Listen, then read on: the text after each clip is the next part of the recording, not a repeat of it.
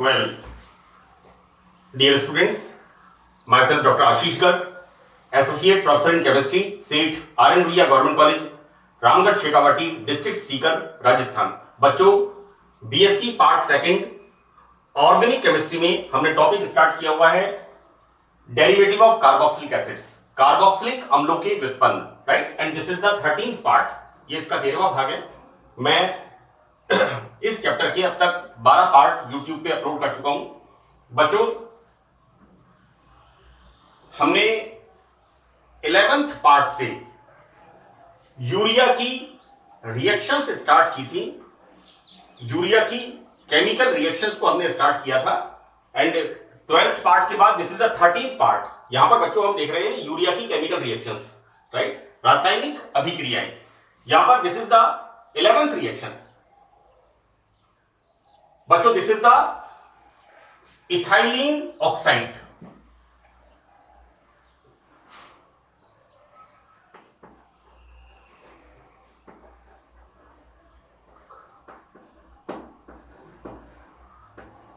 This is the ethylene oxide, right. Now यहां पर urea की इथाइलिन ऑक्साइड के साथ मैंने यहां पर लिखा है टाइप ऑफ रिएक्शन, अभिक्रिया का प्रकार, योगात्मक अभिक्रिया, एडिशन रिएक्शन होती है। और किस प्रकार से होती है बच्चों? जब इथाइलिन ऑक्साइड यूरिया के संपर्क में आता है, मैंने देखो बेटा यहां पर 2 मॉलिक्यूल लिए हैं इसके, राइट, क्योंकि यहां पर 2 NH2 ग्रुप हैं, यूरिया में 2 NH2 ग्रुप लिए लगे हुए हैं, इसलिए मैंने यहां पर 2 मॉलिक्यूल इथाइलिन ऑक्साइड के लिए हैं। रिएक्शन किस तरह से होती है बेटा? ये बॉन्ड इस NH2 ग्रुप की प्रेजेंस की वजह से ये जो बॉन्ड होता है, this bond shifted here, right. Now oxygen is more, बच्चों ये बॉन्ड ब्रेक होता है हेटेरोलाइटिक फिशन, लाइक दिस। 2 मॉलिक्यूल हैं, मैं आपको एक मॉलिक्यूल की रिएक्शन बता रहा हूं यहां पर बेटा, और इसी तरह से दूसरे मॉलिक्यूल के साथ भी रिएक्शन होती है। बॉन्ड किस तरह से ब्रेक होता है? This electron shifted here, this oxygen is negative. अब क्या होता है? ये हाइड्रोजन दिस कम्स यहां पर, और ये बेटा ये जो electro positive, this is the, ये जो यहां पर दिस इज प्लस, ये जो इलेक्ट्रो पॉजिटिव पार्ट होता है, यहां पर ये जो ब्रेक होता है बॉन्ड, हेटेरोलाइटिक फिशन होता है। This oxygen is partially negative, so this hydrogen comes here and this carbonium ion attacks on this nitrogen. तो क्या बनता है? NH CH2 CH2 OH, इस तरह से NH CH2 CH2 OH। बच्चों, this is the, again I am repeating, ethylene oxide. और बिल्कुल इसी तरह से जैसे यहां पर रिएक्शन हो रही है, इस NH2 के साथ भी बिल्कुल इसी तरह से रिएक्शन होती है। बच्चों, मैंने इसके 2 मॉलिक्यूल लिए हैं, राइट। एक मॉलिक्यूल के साथ आपको रिएक्शन बता दी है, तो दूसरे मॉलिक्यूल के साथ भी इसी तरह रिएक्शन होती है। और यहां पर बच्चों बिस यूज किया है ना, ऑर्गेनिक लिगेंड के लिए हम यूज करते हैं बिस, ट्रिस, टेट्राकिस, पेंटाकिस, और जनरली हम यूज करते हैं डाई, ट्राई, टेट्रा, पेंटा। तो यहां पर ये कार्बनिक समूह है, that's why I am using here bis hydroxy ethyl urea. Again I am repeating, bis हमने यूज किया है क्योंकि ये यहां पर ऑर्गेनिक ग्रुप है, इसलिए बिस hydroxy ethyl, this hydroxy ethyl urea, right? So this is the formation of hydroxy ethyl urea with the reaction with ethylene oxide and urea. Our next reaction, urea की अभिक्रिया थायोनाइल क्लोराइड के साथ। This is the thionyl chloride SOCl2। बच्चों, यहां पर dehydration होता है। जब यूरिया के संपर्क में थायोनाइल क्लोराइड आता है तो यहां पर डिहाइड्रेशन होता है, और यहां पर बच्चों removal of H2O and SO2। Again I am repeating this is not removal of, यहां पर प्रोसेस देखो क्या हो रहा है बच्चों, यूरिया में से वाटर मॉलिक्यूल H2O बाहर निकल रहा है और फॉर्मेशन क्या हो रहा है, NH2C triple bond N and the formation of cyanamide. ये मैंने गूगल पे देखा था इसका नाम, this is the formation of cyanamide, right. मैंने गूगल पे इसको चेक करके नाम लिखा है कि यूरिया की रिएक्शन थायोनाइल क्लोराइड के साथ and formation of cyanamide, right. इस रिएक्शन में क्या हो रहा है, यूरिया का डिहाइड्रेशन, H2O बाहर निकलता है। देखो बेटा, जैसे ही SOCl2 के संपर्क में वाटर मॉलिक्यूल आता है तो SOCl2 क्या है, ये तुरंत क्या बनाएगा, SO2 and HCl, it will form SO2 and HCl, right.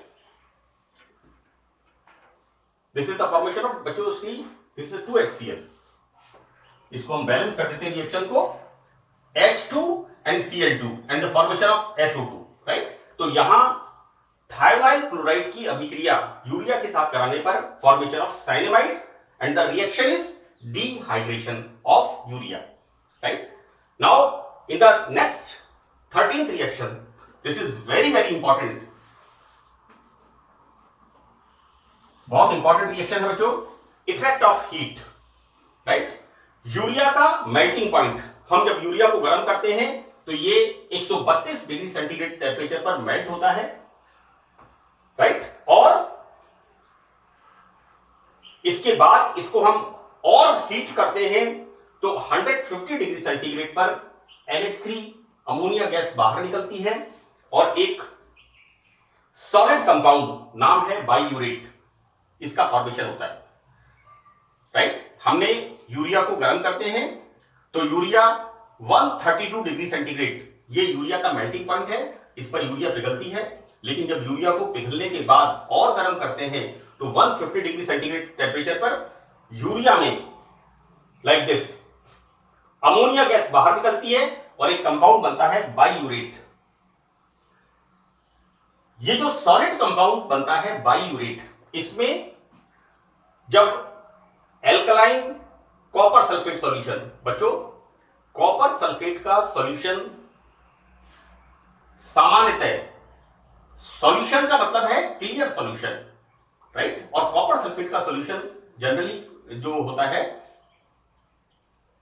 उसमें टर्बिडिटी रहती है, तो उसके अंदर हम थोड़ा सा कुछ पैलेट्स इसके अंदर हम NaOH की या KOH की मिला देते हैं, उससे सॉल्यूशन एकदम क्लियर बन जाता है हमारा, राइट। तो this is the alkaline solution of copper sulphate.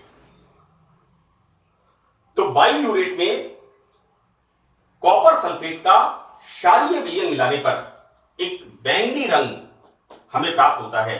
ये वॉयलेट कलर बच्चों यूरिया का टेस्ट है, it is a confirmative test और ये होता है बाईयूरेट टेस्ट, राइट। मैं एक बार फिर रिपीट कर देता हूं, यूरिया को हम जब गर्म करते हैं तो 132 degree centigrade is the melting point of urea, इस पर ये मेल्ट होता है। उसके बाद इसको और हीट करने पर 150 डिग्री सेंटीग्रेड टेम्परेचर पर यूरिया में से अमोनिया बाहर निकलती है और फॉर्मेशन होता है बाईयूरेट। इस बाईयूरेट के अंदर जब हम कॉपर सल्फेट का क्षारीय विलयन 5 से 10 बूंद मिलाते हैं तो हमें बैंगनी रंग, बिल्कुल डार्क वॉयलेट कलर हमें मिलता है। और ये डार्क वॉयलेट कलर का मिलना, this is the biuret test, confirmative test of urea, right. तो ये मैंने यहां पर जो इसके यूजेस लिखे हैं उसमें बाईयूरेट टेस्ट नहीं लिखा है क्योंकि मैंने यहां पर लिख दिया था, है ना, अननेसेसरी उसको रिपीट करने का कोई मतलब नहीं है। अब यूरिया को यदि हम एकदम से 170 डिग्री सेंटीग्रेड टेम्परेचर में गर्म करते हैं तो बच्चों यूरिया में से अमोनिया गैस बाहर निकलती है और बनता है cyanic acid, this is the cyanic acid. मैंने लिखा है आगे, दिस इज द, यूरिया को हम गर्म करते हैं 170 degree centigrade, then formation of cyanic acid.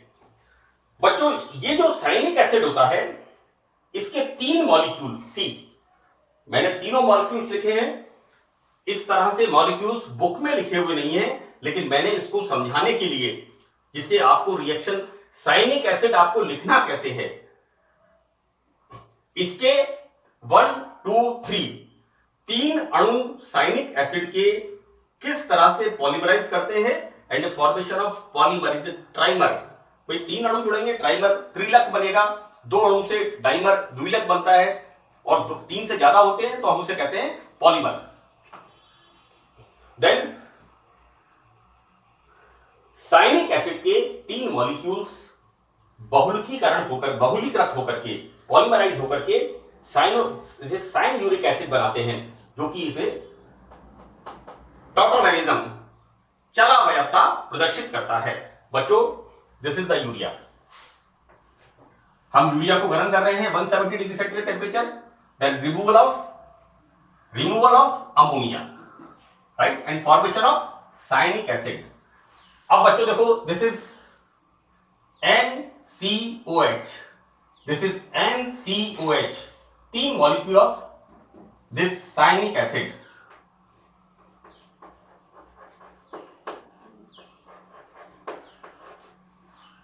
ये साइनिक एसिड के तीन मॉलिक्यूल्स आपस में पॉलीमराइज करते हैं और एक साइक्लिक स्ट्रक्चर बनता है इस तरह से। बच्चों, दिस शिफ्टेड हियर तो दिस हाइड्रोजन गोज हियर, यहां पर बॉन्ड फॉर्मेशन हो गया। Now this bond shifted here, then this hydrogen goes here.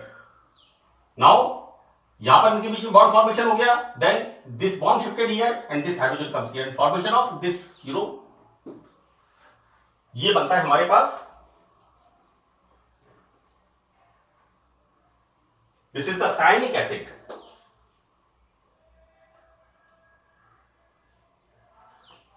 This is the cyanic acid, right? और ये तीन साइनिक एसिड के मॉलिक्यूल्स जब पॉलीमराइज करते हैं, देन फॉर्मेशन, मैंने नाम लिखा है यहां पर बच्चों, this is the cyanuric acid, this is the cyanuric acid formation.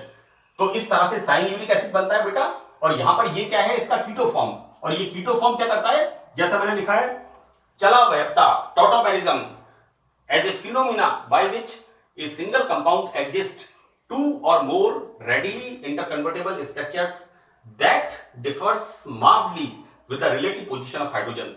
यानी यहां पर किस तरह से कीटो से इनोल और इनोल से कीटो, दिस इज द चलावयवता, टॉटोमेरिज्म होती है। This bond shifted here, so this comes again here, now this shifted here, it goes here, now this bond shifted here, so that यहां पर इस तरह से हमें मिलता है enol form, this is the keto form and this is the enol form. मैंने लिखा है यहां पर चलावयवता, this is the cyanuric acid. Now uses, urea के उपयोग, तो सबसे इंपॉर्टेंट यूज हमारे देश में अभी विंटर्स का सीजन स्टार्ट होगा और यूरिया की डिमांड एकदम बढ़ जाती है। दो चीजें मैंने आपको बार बार रिपीट किया है, एक तो यूरिया और एक DAP, डायमोनियम फॉस्फेट। क्योंकि जो मटर है, चना है, सोयाबीन है, जितनी भी दलहन है, इनमें क्या होता है, प्रोटीन, और प्रोटीन क्या होता है, नाइट्रोजन फिक्सेशन। तो उसके लिए सॉइल की फर्टिलिटी बढ़ाने के लिए, उर्वरक क्षमता बढ़ाने के लिए, है ना, यहां पर इसको एक खाद के रूप में प्रयोग करते हैं। Second thing, nitrocellulose is a explosive, right, इसका स्टेबलाइजेशन में सेकेंड यूज इसका है। जो एक्सप्लोसिव है नाइट्रोसेल्यूलोज, उसके स्टेबलाइजेशन में, स्थायीकरण में यूरिया का यूज करते हैं। Third one, it's a very important resin, एक पॉलीमर फॉर्मेशन होता है, यूरिया फॉर्मेल्डिहाइड रेजिन, इसके निर्माण में करते हैं। नंबर फोर्थ वन, प्रयोगशाला अभिकर्मक जैसे हाइड्रोजीन एंड सेमी कार्बेजाइड, इसके निर्माण में भी यूरिया का उपयोग होता है। मैंने बच्चों दोनों के सिंथेसिस, मैंने यूरिया की रिएक्शन के अंदर सेमी कार्बेजाइड इसका भी बताया है और हाइड्रोजीन के बारे में भी बताया है। तो यूरिया का प्रयोग इन दोनों अभिकर्मकों के निर्माण में होता है, जो कि प्रयोगशाला में यूज होते हैं। Fifth one is very important, hypnotic, निद्राकारी औषधि, that is this is the veronal. बेटा हिप्नोटिक शब्द है निद्राकारी, मतलब जो नींद लाने वाली दवाई होती है। यहां पर एक शब्द है hypnos, and hypnos is a Greek word, इसका मतलब है स्लीपिंग पिल्स, राइट। तो निद्रा कारक औषधि वेरानॉल बनाने के लिए एक फीवर होता है, काला आजार, उसके लिए और यूरिया के संश्लेषण में इसका यूज करते हैं। नाउ टेस्ट, यूरिया का हम किस तरह से परीक्षण करते हैं, टेस्ट करते हैं। मैंने बच्चों यहां पर एक टेस्ट तो आपको बता दिया है, बायूरेट टेस्ट, कि यूरिया को जब हम 132 डिग्री सेंटीग्रेड टेम्परेचर पे गर्म करते हैं तो यूरिया पिघलता है, और इसको हम और गर्म करते हैं 150 डिग्री सेंटीग्रेड पर, तो यहां पर अमोनिया बाहर निकलती है एंड फॉर्मेशन ऑफ बायूरेट। और इस बायूरेट के अंदर जब हम एल्कलाइन कॉपर सल्फेट का सोल्यूशन मिलाते हैं तो वॉयलेट कलर का आना ये इंडिकेट करता है यूरिया का कंफर्मेटिव टेस्ट, निश्चयात्मक परीक्षण। And this is the well known biuret test of urea, right. हालांकि मुझे इसे नंबर 1 पे लिखना चाहिए, लेकिन मैंने नंबर 3 पे इसलिए लिखा है क्योंकि मैंने इसको पहले लिख दिया था। दूसरा क्या होता है कि यूरिया के अंदर जब हम एल्कलाइन सॉल्यूशन मिलाते हैं तो यहां पर अमोनिया रिलीज होती है, और इस अमोनिया सॉल्यूशन के ऊपर जब हम HCl से भीगी हुई छड़ ले जाते हैं तो व्हाइट फ्यूम्स का बनना, ये यूरिया का टेस्ट है। अमोनियम क्लोराइड के व्हाइट फ्यूम्स बनते हैं जब हम HCl से भीगी हुई छड़, एक जो रॉड होती है उसको हम टेस्ट ट्यूब के ऊपर ले जाते हैं तो व्हाइट कलर की फ्यूम्स बनती है। This is the confirmative test of urea. Now second one, कि यूरिया के एक्वस सॉल्यूशन में कंसंट्रेट नाइट्रिक एसिड मिलाने पर व्हाइट कलर का प्रेसिपिटेट आता है, दैट इज यूरिया नाइट्रेट। मैंने इसको भी बताया है, व्हाइट प्रेसिपिटेट आता है। या फिर यूरिया के एक्वस सॉल्यूशन में ऑक्सैलिक एसिड मिलाने पर, ऑक्सैलिक एसिड मिलाने पर क्या होता है, डिसॉल्व हो जाता है और व्हाइट कलर के क्लॉट्स फॉर्मेशन होते हैं। ये होता है बच्चों यूरिया ऑक्सलेट। तो यहां पर ये व्हाइट कलर के प्रेसिपिटेट बनते हैं, तो this is the confirmative test of urea. तो यहां पर हमारा ये यूरिया फिनिश। इसके बाद हम इसी चैप्टर के अंदर कुछ और टॉपिक्स हैं उनका हम अध्ययन करेंगे। मुझे उम्मीद है जितना मैंने इसमें समझाने की कोशिश की है आपको अच्छी तरह से समझ में आएगा। और बच्चों एक बात मैं आपको बता दूं, साइंस का सब्जेक्ट है और केमिस्ट्री में राइटिंग वर्क सबसे इंपॉर्टेंट है। आप जब तक केमिकल रिएक्शंस को 4-4, 5-5 बार आप लिखेंगे नहीं, तब तक आपको थोड़ा दिक्कत आएगी समझने में। तो आप कोशिश करिए कम से कम 2-3 बार इसको सुने और उसके बाद इसको लिखने की कोशिश करें, क्योंकि जब तक आप केमिकल रिएक्शंस को लिखेंगे नहीं तब तक आपको आपका प्रेजेंटेशन अच्छा नहीं हो पाएगा। So hope for the best. Thank you.